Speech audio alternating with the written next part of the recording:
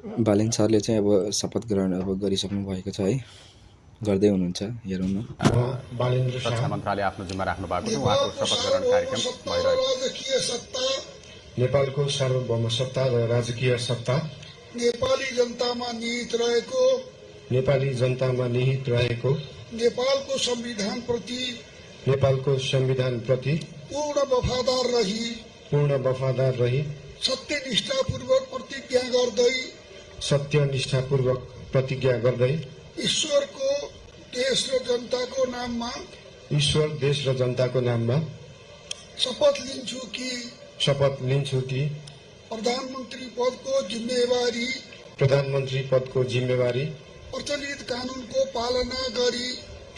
कानूनको पालना गरी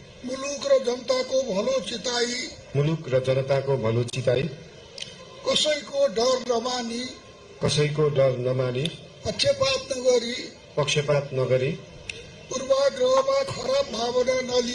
पूर्वाग्रह वा खराब भावना नलिई ईमानदारीका साथ गर्नेछु र आफ्नो कर्तव्य पालनको सिलसिलामा आफूलाई जानकारीमा आएको कुरा म पदमा बहाल रहँदा वा नरहँदा जुनसुकै अवस्थामा पनि प्रचलित कानूनको पालना गर्दा बाहेक